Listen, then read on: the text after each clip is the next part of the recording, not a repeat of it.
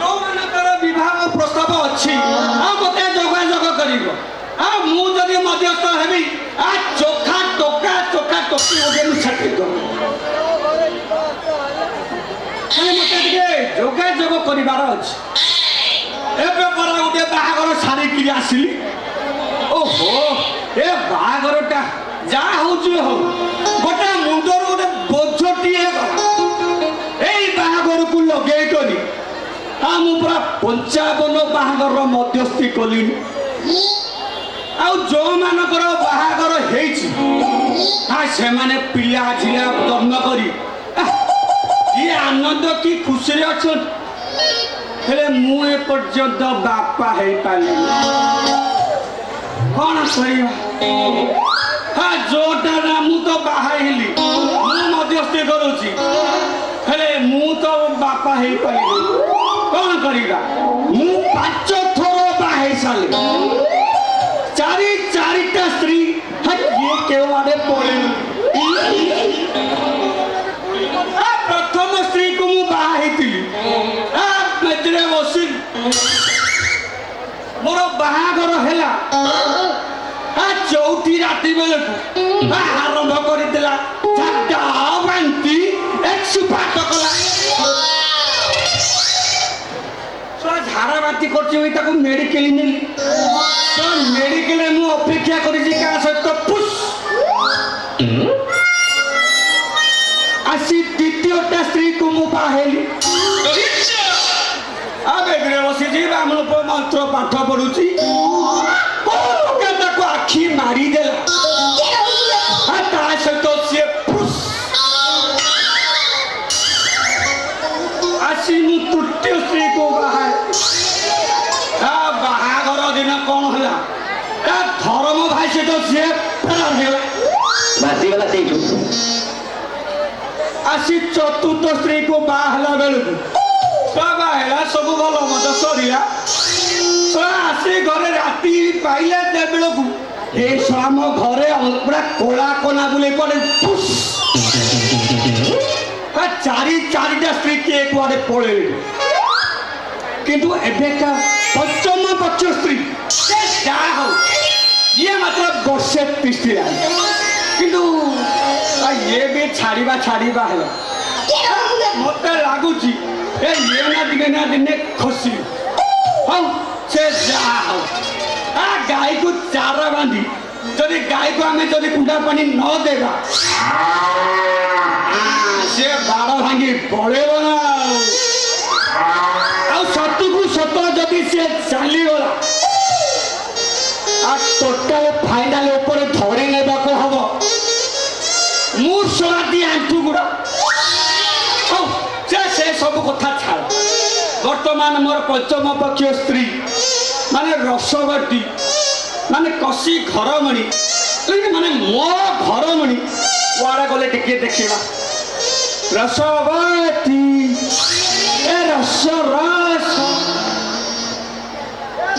ରସବତୀ ଆରେ ଘରେ କରୁଛ କିସ? ଛୋଟ ପଟ ଟିକେ ମୋ ପାଖକୁ ଟିକେ ଆସ।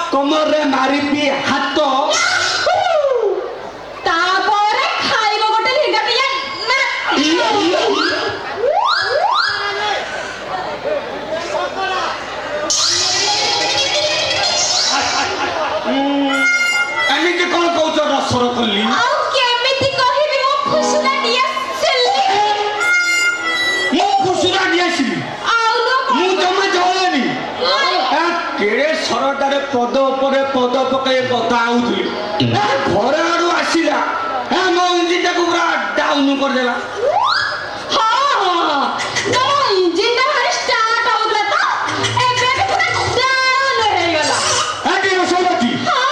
ମୋର ବର୍ତ୍ତମାନ ଏବେ ଟ୍ରିଟମେଣ୍ଟ ଚାଲିଛି। ତାପରେ ମୋର ଇଞ୍ଜିନ ଏମିତି ଷ୍ଟାର୍ଟ ହବ ଯେ ତମେ ଜମା କଣ୍ଟ୍ରୋଲ କରିପାରିବ। ଖାଲି ଟିକେ ଅପେକ୍ଷା କର, ତାପରେ ମୋ କରାମତି ଦେଖିବ।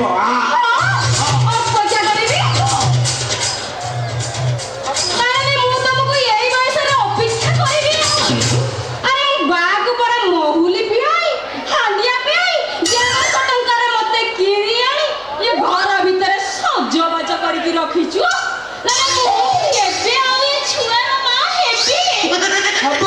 ହବୁ ରସଗୋଲା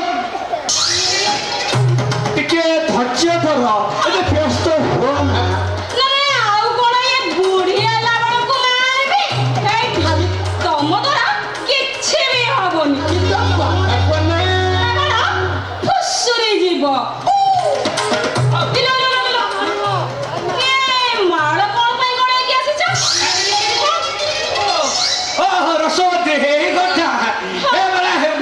ମୋର ଜମାରୁ ମନେ ନଥିଲା ଏ କଥା କହିବାକୁ।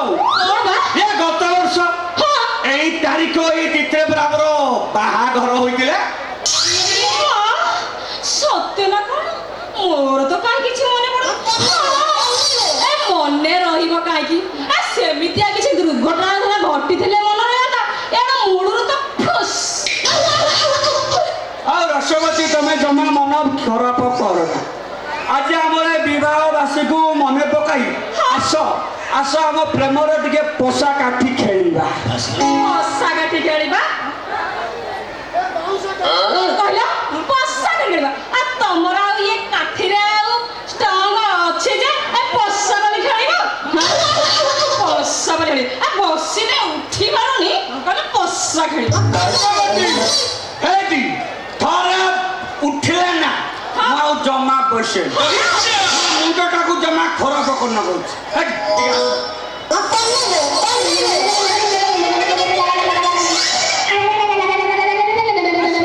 ସେ କଥା ଛାଡ଼, ମୋ ମୁଡଟା ପୁରା ଠିକ ଅଛି। ଗୋଟେ ଖୁସିରେ ଗୋଟେ ଚୁମନ ଦେବା।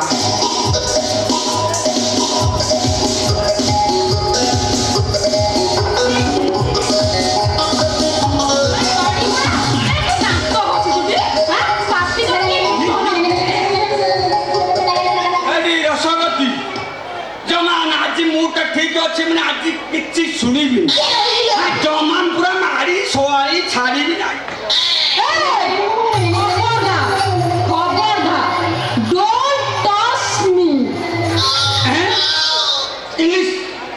ଇଂଲିଶ ମତେ ପୁଣି ଇଂଲିଶ ମତେ ଚଳେଇବା ଇନୁ ମସ୍ତ୍ର ଏଣ୍ଡୁ କରିକରୁ ସାମୁ ତାର ବାପା ମଟର ମୁଣ୍ଡୁ ଆଲଗା ପିସି ନାଡୁ ମତେ ରଙ୍ଗ ଦେଖଉଛୁ ନାହିଁ। ଆଲୋ ଛି ଛି ଲୋ ପଶି କହିଲ ଭାଷେ ଯାଉଥିଲ ଧରି ଆଣିଥିଲି ତତେ ଲାଗିନି ଚକପ ଦଉଛୁ ମତେ ଛାଡ଼ିବିନି ପୁରୁଷ ପୁରା ଉଚ୍ଛାଇ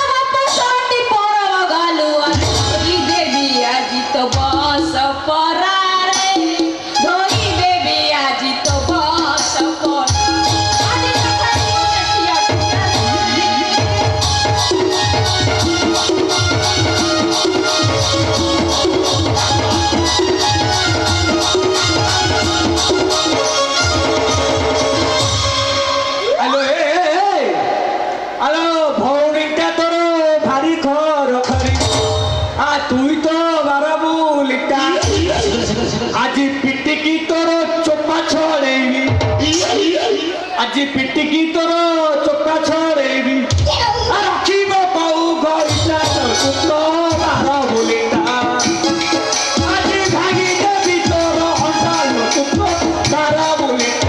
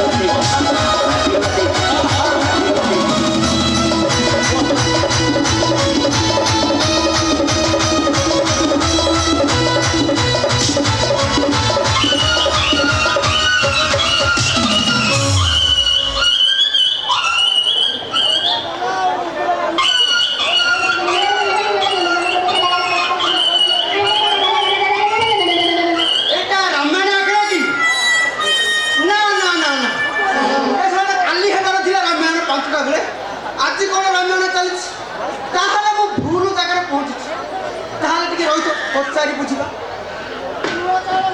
ଭାଇନା ଏଇଟା ସଂକୀର୍ତ୍ତନ ଭାଇନା ଘର କି? ଆପଣଙ୍କର ପ୍ରେମ ଶିକ୍ଷା ସେଣ୍ଟର ଏଇଟା? ଅସମ୍ଭାଳରେ ଯାହା କହିବା କଥା କହିଯା କହିଲ। ସାରେ ତାହେଲେ ମୁଁ ଠିକ ଜାଗାରେ ପହଞ୍ଚିଛି। ଏଇଠି ଭାଇନା ଏଇଠି ହାମୁଡ଼େ କି କଲି ଗ୍ରହଣ କରନ୍ତୁ।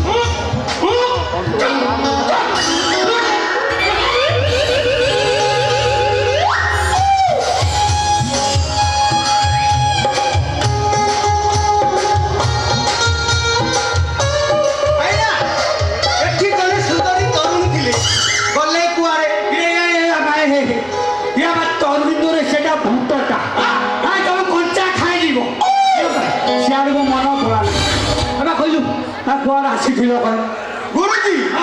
ମୋର ହଉନି ତୋର କଣ ହଉନି? ମୋର କେରକେରା ହଉନି। କେରକେରା ହଉନି ସେଇଟା କଣ କି? ସେଇଟା ଟୋକି ପଟେଇବା। ଜଗତ ଦ୍ୱାରା ସମସ୍ତଙ୍କର ହଉଛି, ତୋର କେରକେରା ହଉନି। ହବ ନା ହବ। ହଉ ତୋ ନାଁ ଗାଁ ଠିକଣା ଟିକେ କହିଲୁ। ମୋ ନାଁ ତୋ ନାଁଟା? ମୋ ନାଁ ପିତ୍ତଳ ମହାନ୍ତି। ବାପା ବାପା ନା କଣ? ବାଳ ଗୋପାଳ ମହାନ୍ତି। ମା ବାଳ ମୁକୁଳି ମହାନ୍ତି। ଗାଁ ବାଳକୃଷ୍ଣପୁର। କାଠି ଭାଇ ବାଳ ରୋପଣ ପତା। ବାଳରେ ବାଳ ମତେ ପୁରା କେରେକେରା କରିସାରେ। ଇଏ ପୁଣି ଆଉ କଣ କେରେକେରା ହବ? ସେ କଥା ଛାଡ଼। ଆଚ୍ଛା ତମେ ଆଗରୁ କଣ କରୁଥିଲ ଟିକେ କହିଲ? ଭାଇନା ମୁଁ ଆଗରୁ କନଷ୍ଟେବଳ ଥିଲି। ଏବେ 6 ମାସ ହେଲା ସସ୍ପେଣ୍ଡ। ମୋ ଜୀବନର ବହୁତ ବଡ଼ ଦୁଃଖର କାହାଣୀ। ଆଜ୍ଞା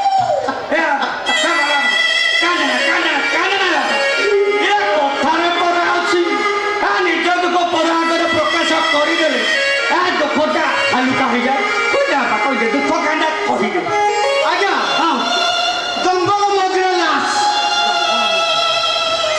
କନଷ୍ଟେବଳ ଗୁଗିନି ଆଉ ମୁଁ। ହାଡ଼ ଭଙ୍ଗା ଶୀତ ରାତି ଏକଦମ ସୁନସାନ। ଗୁଗିନି ଶୋଇଥାଏ, ହେଡ୍ ଲାଗି ଜଳୁଥାଏ। ସାରେ ଆଉ ଜମା କଣ୍ଟ୍ରୋଲ ହେଲାନି। ବୁଝେ ତାପରେ ଖପିନା ପଡ଼ିଗଲି। ସାରେ ତାପରେ ଯୋଉ ମାଠ କୁହନ୍ତୁନି ଆଜ୍ଞା। ସକାଳେ 6 ମାସର ସସ୍ପେଣ୍ଡ ଲେଟର ପ୍ରତିଜ୍ଞାବଦ୍ଧ କଲି। ଏଇ 6 ମାସ ଭିତରେ ଗୋଟେ ଟୋକି ପଟେଇବି। ତାପରେ ଆପଣଙ୍କ ପାଖରେ ହାଜର। ସାରେ ଫିସ୍ଟା କେତେ? ଫିସ୍ଟା ତୋର ଦୁଃଖ କାହାଣୀ ଶୁଣି ସାରିଲା ପରେ ନାଇଁ ତୋ ଦୁଃଖ ଅଧିକ ଟଙ୍କା ନେବି। ଏଇ ଫିସ୍ଟା 500 ଦେବୁ। ଆଉ ମାତ୍ର 500? 500 ନୁହେଁ ସାରେ, 500 ନୁହେଁ 1000 ଦଉଛି ରଖନ୍ତୁ। କିନ୍ତୁ ସାରେ ସନ୍ଧ୍ୟା ସୁଦ୍ଧା ମୋର କେରକେରା ହେବା ଦରକାର। ତାପରେ ମୁଁ ତମ ଘରେ ସେକ୍ସ ହେବି। ନାଇଁ ସାରେ ସକ୍ସେସ୍ ହେବି। ସେଇଆ କହୁନ ସେକ୍ସ ହେବି। ହଉ ହଉ ହଉ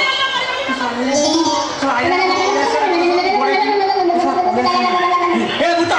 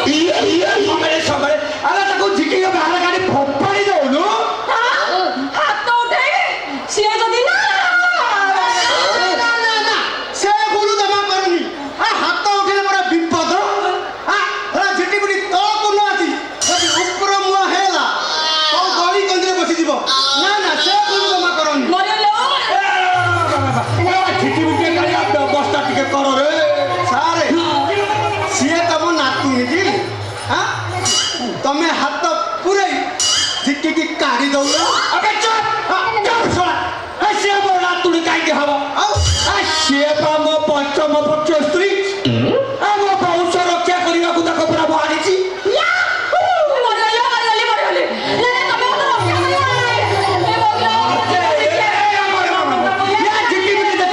ଭାରି ଦରଦ ଏ ତୁ ହାତ ପୁରେଇ ଟିକେ ବାହାର କରିଦେଲା କାକା ଆରେ ସିଏ ତମ ସ୍ତ୍ରୀ ହଉ ଯଦି କହୁଛ ଚାନ୍ସ ମିଳୁଛି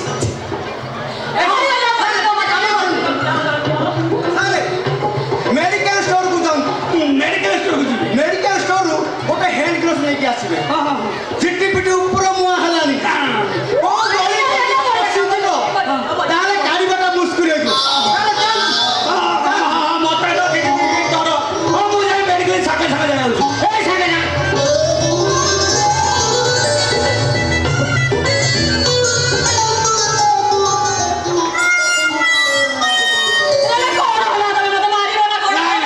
ଏଇଠି ଅଛି ମୋ ଆଗରେ ତୁ ଝିଟି ପିଟି କର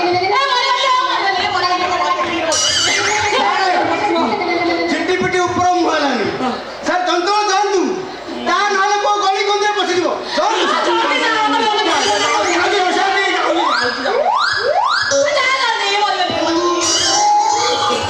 My God, beautiful.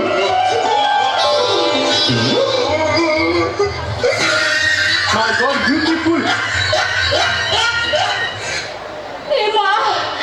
ଭିତରେ ଖାଲି ସୁଲୁ ସୁଲୁ ହଉଛି କଣ କରିବି ବହୁତ ଜଲ୍ଦି କାଢ ଏ ଭିତରେ ଖାଲି ଶୁଣୁଛି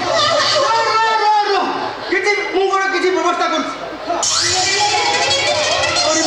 କରିବି କଣ କରିବି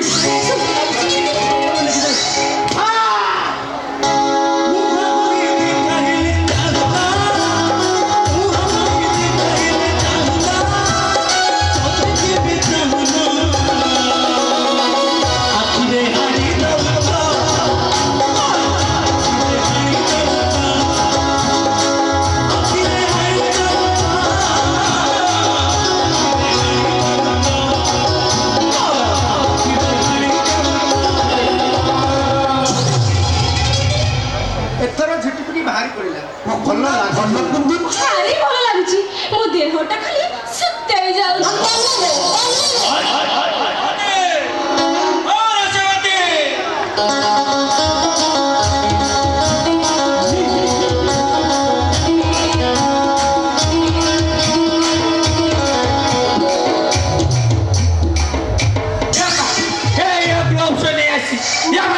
बाहर कर दे आप ଆଉ କଣ ଅଛି ତମେ ଆସିବାଟା ଲେଟ୍ କଲ ସିଏ ଆଉ ସମ୍ଭାଳି ପାରିଲେନି ମୁଁ ପୁରା ହାତ ପୁରେଇ ଝିକିକି କାଢିଲି ଦେଖୁନାହାନ୍ତି ସେଠି ପଡିଛି ପୁରା ଧଳା ପିମ୍ପୁଡି ଲାଗିଗଲାଣି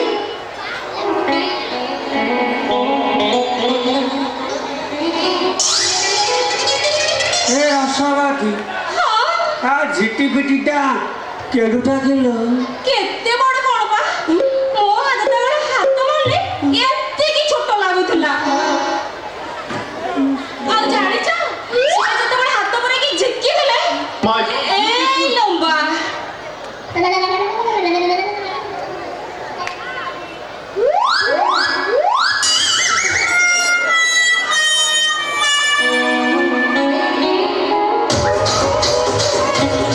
ତମକୁ ଅନେଇ ଅନେଇ ମୋ ମନଟା ଖସିଗଲା ତମେ ଏମିତି ଅନଉଛ କଣ ଯେ ମତେ ଟିକେ ଉଠେଇ ଦେଲା କନି ଜମା ମନେ ଦେଖ ସେ ଉପରେ କାଢି ସାରିଲଣି ଭିତରେ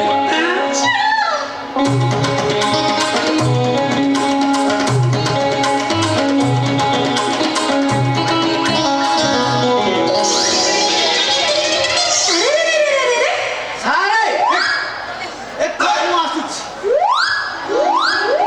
ଆଉ ଗୋଟେ ପ୍ରମାଣ କରୁଛି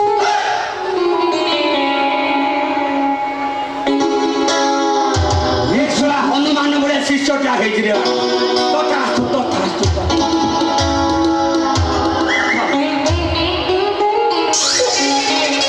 ଆସୁଛି ସାରେ